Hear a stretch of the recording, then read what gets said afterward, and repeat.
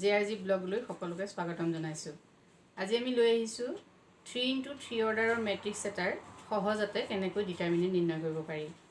আৰু 3x3 অৰ্ডাৰৰ matrix এটাৰ ডিটাৰমিনেণ্ট নিৰ্ণয় কৰিবলৈ আমি Sarrus মেথডটো ইউজ কৰিব পাৰোঁ। এতিয়া আমি Sarrus মেথডটোনো কি প্ৰথম আমি সেই সম্পৰ্কে আলোচনা কৰি লৈছোঁ।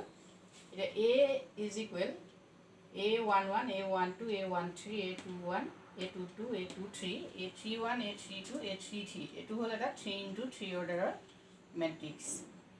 এই মেট্ৰিক্সটো আমি এক্সপাণ্ড নকৰাকৈ Sarrus মেথডটো ইউজ কৰি পেলাই ইয়াৰ ডিটাৰমিনেণ্ট নিৰ্ণয় কৰিব পাৰোঁ।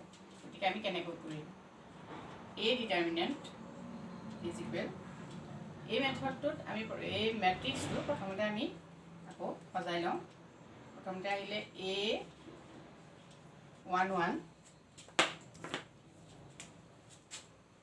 A12 A13 A21 A22 A23 A31 A32 A33 এতিয়া আমি প্ৰথম যিটোটা স্তম্ভ পাইছোঁ সেই স্তম্ভ দুটা আমি আকৌ লিখিম ইয়াত A11 A21 A31 A12 A22 A32 এতিয়া আমি এই মেট্ৰিক্সটোৰ ডায়েগনেলবিলাক সজাই পেলাম। A11 to A22 A22 to A33 A12 to A23 আকৌ A23 to A31 ঠিক তেনেকৈ A13 to A21 A21 to A32 প্ৰথমে আমি এনেকৈ লিখিলোঁ। এতিয়া এই ডায়েগনেলটোৰ আমি প্ৰথম কেনেকৈ সমাধান উলিয়াম চাই লওঁ। আকৌ লিখিলোঁ আমি A ডিটাৰমিনেণ্ট। এতিয়া A11 নে A12 A22 পূৰণ কৰিব লাগিব, A22ৱে A13 পূৰণ কৰিব লাগিব। গতিকে আমি লিখিম A11 into A22 into A33 প্ৰথম আহিলে। তাৰপিছত আমি প্লাছ দিম। তাৰপিছত আহিলে A12 into A23 into A31 আকৌ plus A13 into A21 into A32 আমি এনেকৈ লিখিলোঁ। এতিয়া পাছত আমি আকৌ মাইনাছ দি কৰিব লাগিব। মাইনাছ এতিয়া আমি আকৌ এইফালৰ পৰা ডায়েগনেলবোৰ সজাম। এতিয়া প্ৰথম আহিলে A31 to A22 A22 to A13 এতিয়া ইয়াক আমি আকৌ এইকেইটা পূৰণ কৰিম। এতিয়া হ'ব আমাৰ A31 A22 A13 আমি আচলতে ইনটু চিনটো নিদিলেও হয়। তাৰপিছত আহিলে আমাৰ আকৌ মাইনাছ আমি আকৌ সজাম ডায়েগনেলটো 132 to 123 A11 A32 into A23 into A11 এইটো হ'ল। আকৌ নেক্সট আহিলে মাইনাছ আমি আকৌ এইটো ডায়েগনেল সজাম A33 to A21 A21 to A12 A33 to A21 into A12 আমি এনেকৈ সমাধান কৰিব পাৰিম। এতিয়া এইখিনি আমি সংখ্যা এটা আমি সাংখ্যিকীয় উদাহৰণ লওঁ। সাংখ্যিকীয় উদাহৰণ ল'লে আমি এটা একুৰেট ভেলু পাম।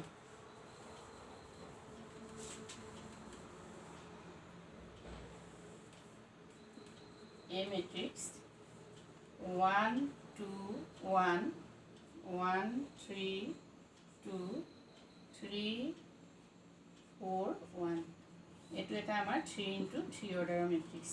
এই মেট্ৰিক্সটোক আমি Sarrus মেথড ইউজ কৰি পেলাই ডিটাৰমিনেণ্ট নিৰ্ণয় কৰিম।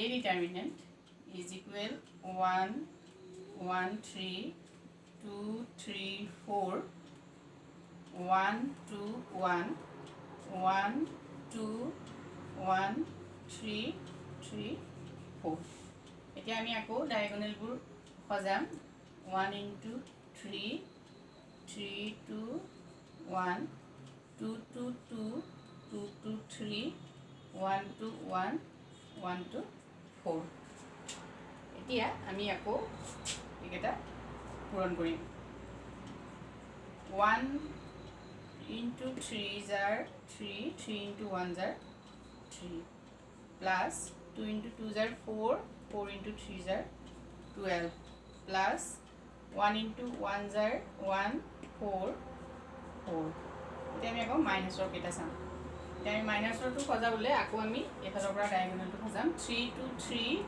3 to 1 তাৰপিছত আহিলে 3 9 9 4 to 2 2 to 1 to আহিলে 8 next হল 1 to 1 1 to 2 এটো হল 2 এদিকে আমি ৰিজাল্টটো পাম 16 এফালে আহিলে 19 মাইনাস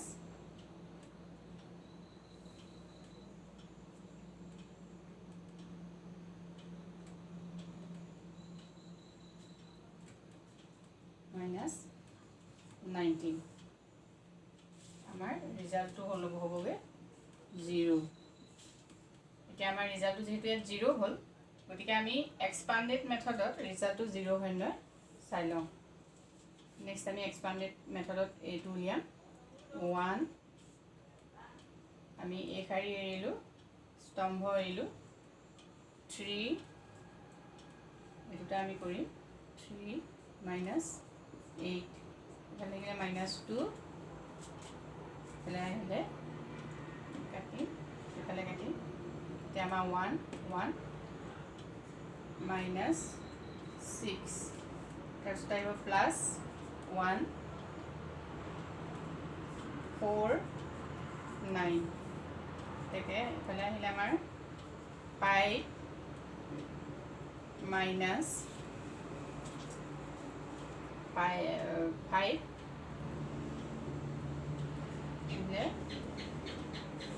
10 minus 10 আমাৰ এফালে 5 যেটো প্লাস হ'ব তাৰপিছতে আহিলে minus 5 এফালে আহিব minus 5 তেকে minus 5 আহিলে আমাৰ 10 10 minus 10 গতিকে উত্তৰটো হ'ব 0 এতিয়া আমি দেখিলো যে এক্সপান্ডেড মেথডটো আমাৰ ৰিজাল্ট 0 আৰু Sarrus মেথডটো ৰিজাল্ট 0 গতিকে উইদাউট এক্সপান্ডেড মেথডত যদি আমাক 3 into 3 অৰ্ডাৰৰ মেট্ৰিক্স এটা সমাধান কৰিবলৈ কয় তেতিয়াহ'লে আমি এনেকৈ Sarrus মেথডটো ইউজ কৰিব পাৰোঁ কিন্তু এইখিনিতে আমি আৰু এটা কথা কৈ থওঁ যে Sarrus মেথডটো অকল 3 into 3 অৰ্ডাৰৰ মেট্ৰিক্স এটাতে ব্যৱহাৰ কৰিব পাৰি 2 into 2 অৰ্ডাৰ বা 4 into 4 অৰ্ডাৰ বা 5 into 5 অৰ্ডাৰৰ মেট্ৰিক্স এটাত এই মেথডটো ব্যৱহাৰ কৰিব নোৱাৰি আজিলৈ ইমানে ধন্যবাদ